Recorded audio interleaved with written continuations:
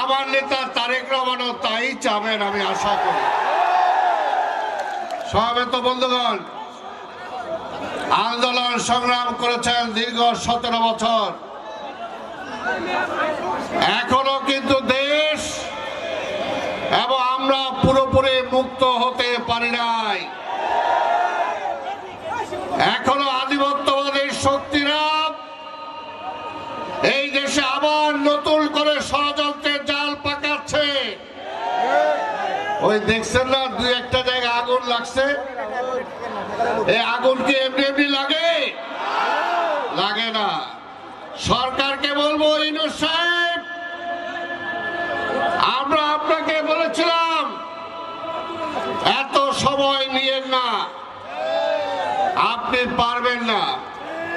6 মাস 9 মাসের মধ্যে নির্বাচন দেন, নির্বাচন দেন নাই। তাই এখন বুঝতে পারতেছেন যে বিএনপি যে কথা বলেছিল সেই কথাই ঠিক। তবে যারা ষড়যন্ত্র করতেছেন তাদেরকেও হুঁশিয়ার করে বলে দিতে চাই,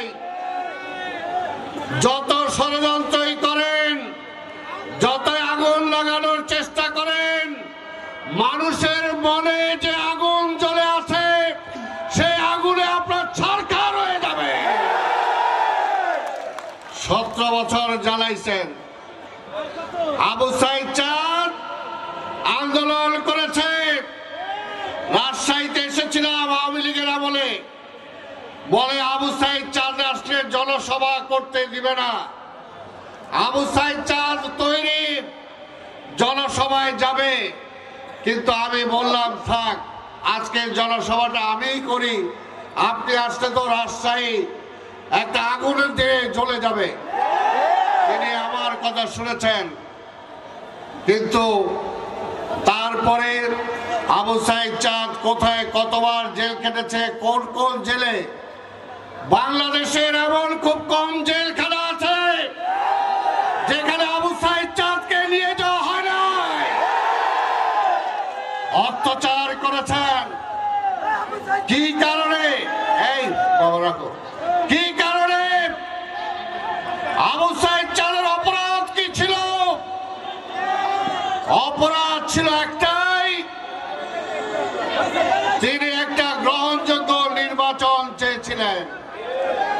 তিনি ওই ভারতীয় আধিপত্যবাদের হাতে দেশকে তুলে দেওয়া যাবে না সেই স্লোগান দিয়েছিলেন। এই অপরাধে যদি চাঁদ অপরাধী হয়, বাংলাদেশের 16 কোটি মানুষ আমরা অপরাধী। তাই আমরা কখনো আপোষ করি নাই। যারা ষড়যন্ত্র করছেন কোনো লাভ হবে না। বলতে চাই, ডক্টর ইউনূস সাহেব অতি দ্রুত আপনি নির্বাচনের শিডিউল অ্যানাউন্স করেন। আগামী ফেব্রুয়ারিতে নির্বাচন হবে। কারো ক্ষমতা নেই সেই নির্বাচন ঠেকানো। কি কারণে নির্বাচন ঠেকাইতে চান? বলে নির্বাচন দিলেই তো বিএনপি ক্ষমতায় চলে আসবো। এই কারণে আওয়ামী লীগও নির্বাচন দিতে চায় নাই। এই কারণে এই সরকারও নির্বাচন পিছাইতে পিছাইতে এক জায়গায় নিয়ে আসছে। এখন বুঝতে পারতেছে যে বিএনপি যা বলছিল সেটাই ঠিক। তাই ইউনূস সাহেব, আমরা পরিষ্কার বলতে চাই, আপনার সরকারে যারা উল্টা পাল্টা বক্তব্য দেয়, যারা ইতিমধ্যেই বিভিন্ন কারণে সমালোচিত হয়েছেন, তাদেরকে বাদ দিয়ে নির্বাচনকালীন একটি শক্তিশালী সরকার আপনি গঠন করুন।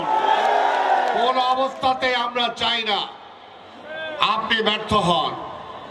আমরা এখনো বলছি, আপনি ব্যর্থ হন আমরা চাই না। আমরা একটা নির্বাচন চাই, যে নির্বাচনের মধ্য দিয়ে এই দেশে একটি সরকার গঠন হবে। আজকে একটা দল যারা দীর্ঘ 17 বছর আমাদের কাঁধে চেপেছিল, আমরা তাদেরকে মন্ত্রী বানিয়েছিলাম। আমাদের সাথে সহযোগিতা করে আমাদের সংসদ সদস্য হয়েছিল, আজকে তারা নাকি নতুন করে ক্ষমতার স্বপ্ন দেখছে। ক্ষমতার স্বপ্ন দেখা ভালো, দেখা ভালো। বিএনপির সাথে যখন ছিলেন তখন 18 সিট পেয়েছিলেন। বিএনপির হাত যখন ছেড়ে দিয়েছিলেন তখন মাত্র 2টা সিট পাইছিলেন। ভুলে যায় না। আমরা পরিষ্কার বলতে চাই, কাদের সাথে আতাত করছেন, কাদের সাথে? সেই ভারতীয় আধিপত্যবাদের শক্তির পক্ষে যারা রাজনীতি করে, আপনারা অতীতেও তার সাথে আতাত করেছেন। আতাত করে, এরশাদের সাথে আতাত করে, আওয়ামী লীগের সাথে আতাত করে আপনারা সেই সময় নির্বাচনে গিয়েছিলেন। কি লাভ হয়েছে? হয় নাই। তাই এখনো বলতে চাই, সময় আছে। ষড়যন্ত্র না করে নির্বাচনে আসেন, নির্বাচনকে আর পিছানোর চেষ্টা করেন না। তারা কি বলে, পিআর না জিআর না টিআর সিস্টেম। আপনারা ভাই কেউ জানেন পিআর কি? পিআর কেউ জনগণ জানেই না। হঠাৎ করে কোত্থেকে উদয় হলো? 15-17 বছর আন্দোলন করেছে জামাত, আপনারা আমাদের সাথে ছিলেন। সেই সময় তো পিআরের কথা বলেন নাই।